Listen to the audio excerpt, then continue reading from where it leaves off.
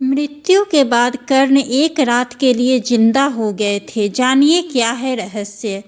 मरने के बाद जब एक दिन के लिए जिंदा हुए कर्ण और कुंती से की मुलाकात, जानिए क्या है पूरी कहानी।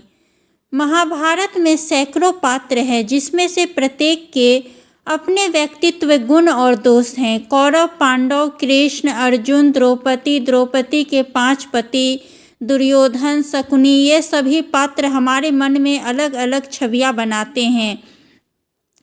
इसमें कर्ण एक ऐसा पात्र है जिसके जन्म से लेकर मृत्यु तक की घटना अनूठी है। आइए जानते हैं महाभारत युद्ध के बाद फिर क्यों जिंदा हो गए थे कर्ण।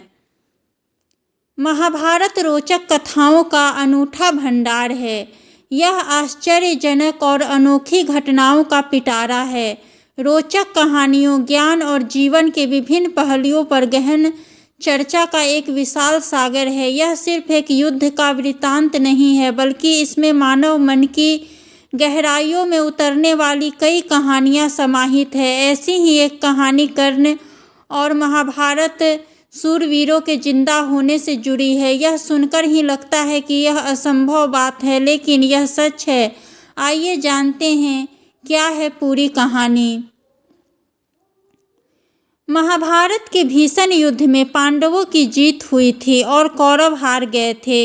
युद्ध समाप्त होने के बाद धृतराष्ट्र, विदुर, कुंती, गांधारी और संजय एक वन में आश्रम बनाकर रहने लगे थे। समय के साथ विदुर जी की भी मृत्यु हो गई। एक दिन महर्षि वेद व्यास उनके आश्रम आए। तब गांधारी ने वेद व्यास से अपने मृत पुत्रों और कुंती ने कर्ण को देखने की इच्छा प्रकट की। कहते हैं यह घटना महाभारत युद्ध के समाप्त होने के 15 साल बाद हुई थी। वेद व्यास गांधारी, कुंती और धृतराष्ट्र और संजय को लेकर गंगा तट पर एकत्रित हुए। फिर वेद व्यास जी ने अपने योग बल से रात में आवाहन पर सभी मृत योद्धा धरती पर अवतरित किया।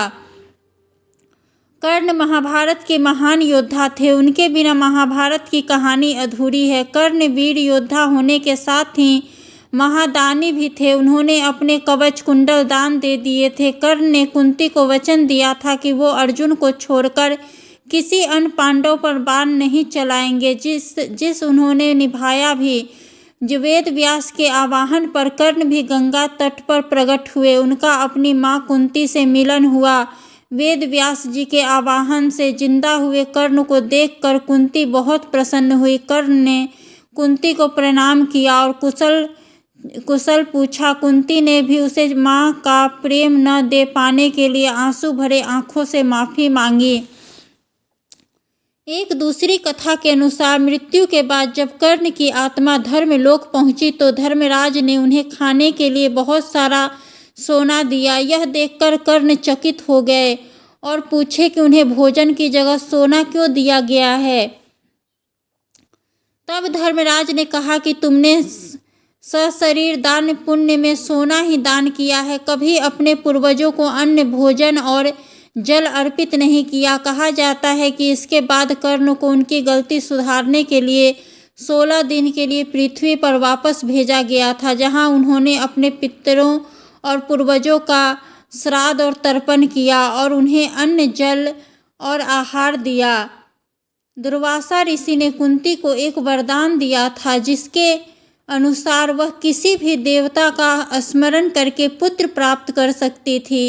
इस वरदान के चलते कुंती ने सूर्य देव का आवाहन किया, जिससे उसे कर्ण की प्राप्ति हुई थी। लेकिन कर्ण का जन्म कुंती के विवाह से पहले हुआ था, इसलिए लोक लाज के डर से उसने कर्ण को त्याग दिया था और एक नदी में प्रवाहित कर दिया था। हस्तिनापुर के सारथी के रूप में कार्य करने वाले अधिरथ को पुत्र के रूप में कर्ण की प्राप्ति हुई। अधिरथ की पत्नी राधा ने कर्ण को बड़े ही स्नेह के साथ पाला, जिस कारण उसे राधे भी कहा जाता है। कुंती ने सबसे यह बात छिपाकर रखी। कर्ण उसका पुत्र है। कुंती के अलावा कर्ण के जन्म की सच्चाई नारद ऋषि, भगवान कृष्ण और विदुर को भी पता थी। इसी के साथ भीष्म पितामह और महाभारत ग्रंथ के रचयिता वेद व्यास भी यह बात जानते थे कि कर्ण कुंती का ही पुत्र है। दोस्तों, अगर आपको हमारी यह कथा कहानियाँ पसंद आती है तो हमारे चैनल को सब्सक्राइब जरूर करें और वीडियो को भी लाइक करें। धन्यवाद।